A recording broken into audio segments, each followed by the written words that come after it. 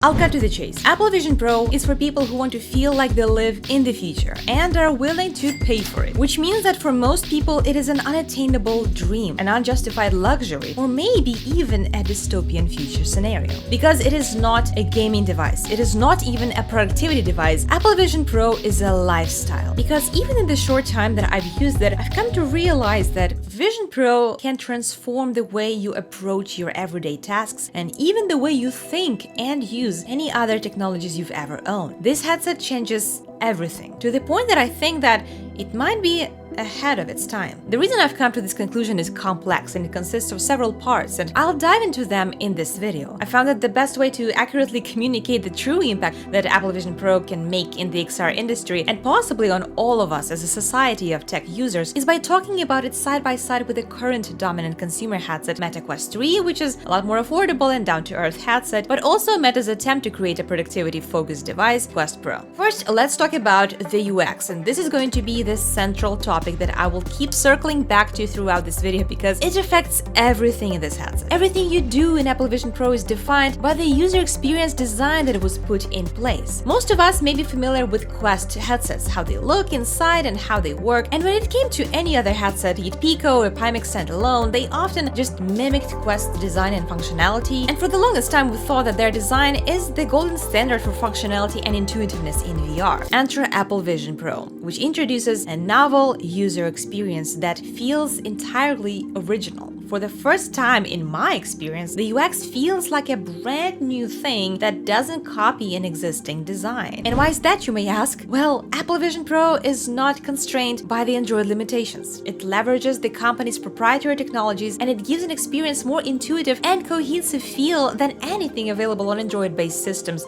like Quest. What makes it so unique is that eye tracking and hand tracking are the foundational elements of this interface. What sets it apart from Quest hand and eye tracking is that the whole Vision Pro's operation system was built from ground up with eye and hand tracking in the very heart of the UX design, which for the first time allows users to navigate and interact with content in a way that feels more natural and intuitive than any other UX that I've ever tried in the past. For the first time ever, I can say that hand tracking works better than controller-based navigation, and I was always pro controllers. Unlike in Quest Pro, where eye tracking was merely a gimmick for social apps, Apple's implementation of these features is not just an afterthought, but a core aspect of its design philosophy, and it is so hard for me to overestimate just how big of a difference it creates in navigating the headset. Just look at the button, pinch your finger, look, pinch, look, pinch. Operating a VR headset has never been this fast and intuitive, and even typing with eye tracking and pinching, provided that your eye tracking is well calibrated, makes the operation and input methods of pointing and clicking feel like ancient history. And the crazy part is that Apple Vision Pro didn't invent any of these features. Meta has long incorporated eye tracking and hand tracking technologies in its VR headsets like Quest Pro, offering these features at a lower cost compared to Apple Vision Pro. And hand tracking is constantly being improved as well. But despite the technological capabilities, Meta has primarily used eye tracking for enhancing social experiences rather than for core functionalities like navigating interfaces or making selections. That's why it's always remained a superficial feature that is not even in Quest 3. Even PSVR 2 delved into using eye tracking for navigation like in games such as Horizon, even though it had no hand tracking to accompany that. Still, even in Quest, most people still prefer controllers to hand tracking when navigating menus, because hand tracking still feels rather clunky in Quest 3. So what Apple does is it combines existing technologies and elevates these features by integrating them in a user-centric experience that Meta hadn't fully captured. Apple's innovation comes not in the individual features that it offers, but in their robust ecosystem and its decades-long history of seamless technology integration within its iOS products. Let's look at a few other aspects of Vision Pro. One thing that will strike you if you've used any other standalone headset is that there are virtually no setup steps. They're really minimal. You put on the headset, calibrate your hands and eye tracking, then you just connect your phone and you're done. Yes, that's right. No Guardian setup. And honestly, it blew my mind just how much Apple Vision Pro does behind the scenes without explicitly telling you, the user. And I'll give you an example. I was playing Fruit Ninja. I know, a silly app to bring up as an example, but bear with me. As I was slicing the fruit and making a mess, I started noticing things. The splashes would drop on my floor, which I didn't set up. I would see drops drops on my walls, which I also didn't set up. And I would even see the stains on uneven surfaces like a chair or a table, and even on my cat, which had only been sitting here for a short time. So it scanned the entire room, creating the mesh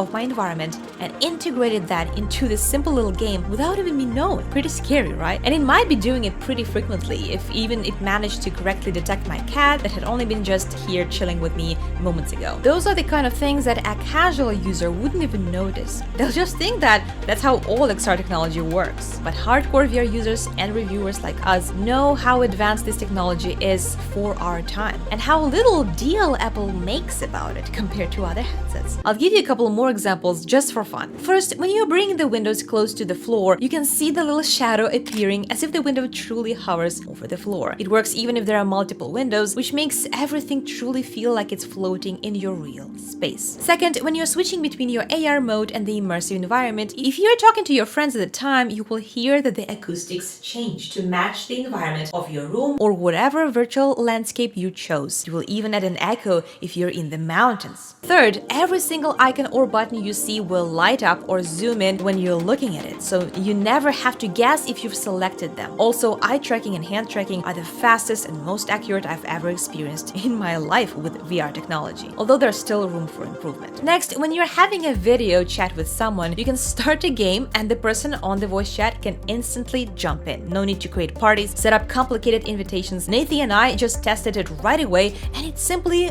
worked straight away. Number 5, your real hands will not disappear if you place them on top of a virtual object, but instead the headset will apply the occlusion effect, which will help you keep the sense of presence and the sense of self, which I enjoy so much better than seeing my virtual avatar hands. Next, any panoramic picture you've ever taken on your iPhone will appear in the panoramic tab and you'll be able to experience them like never before. This honestly blew my mind. Finally, there's an actual physical button for taking spatial photos and videos, but you can also take flat screenshots or record in a flat screen mode in the same way as you would on an iPhone, and everything will be instantly synced with your other Apple devices. I could go on, but you see where I'm going. I keep discovering new features and hidden comfort perks that were simply taken for granted every day I use this headset, and I'm sure that I've only scratched the surface. To be honest, I think that right now there is a bit of frantic development happening on the Meta side as they are working on a way to design a new product to be more of a direct competitor to Vision Pro. Basically, everything that Apple is criticized for right now can be fixed on the Meta side. So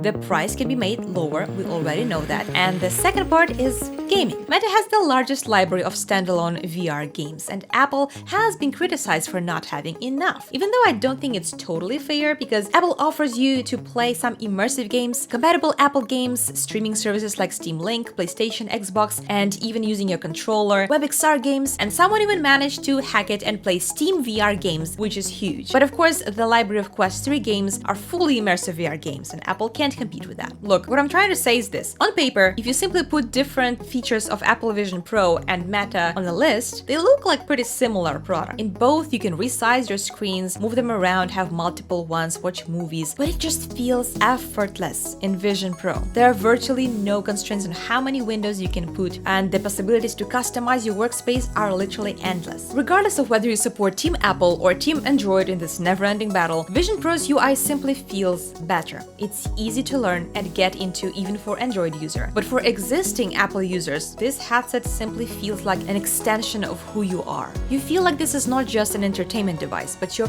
personal device that serves you, individual. You already have your pictures there, you already have your apps, your contacts, your browsing tabs, everything is in there as soon as you put on this headset and connect it. Honestly, it kind of gives you no reason to even take it off. And I think that might be overwhelming for many users. People are not ready to be strapped to a VR headset 24/7, because most of the things that you can do in Vision Pro, you can also do in a traditional tech. Texting, browsing, making video calls, taking and viewing pictures, watching movies, and so on. We've got technology for all of that, and people are so comfortable using it. But with Apple Vision Pro, it feels like we are getting one step away from having a microchip implanted into our brains, which transmits and integrates all this information directly into our eyeballs. That's a scary thought. But think about this. Every piece of technology that we cannot imagine our life without today, phones, computers, tablets, even the internet itself, at one point in history were met with resistance. And now we've got Vision Pro, and there will be a pushback. Because undoubtedly, Apple Vision Pro represents a paradigm shift, not just in VR industry, but in the way we function as a society. The fact that Apple introduced this new product means that a big change is coming, and it is inevitable, and it is scary. Vision Pro challenges conventional modes of communication and entertainment and pushes the boundaries of how we engage with digital content and with each other. In terms of VR industry, it raises the bar to sky-high levels of what consumers now will expect from VR, and it challenges competitors like Meta to innovate towards creating more seamless, intuitive, and integrated user experiences. Do you think Meta will succeed in that? I will be making more videos in the Vision Pro series, talking more about specific aspects and use cases of this headset, touching on entertainment, productivity, gaming, and tons more, because we've only just scratched the surface. Make sure to subscribe for more, as we're truly living through a historic moment in time, and you don't want to miss it.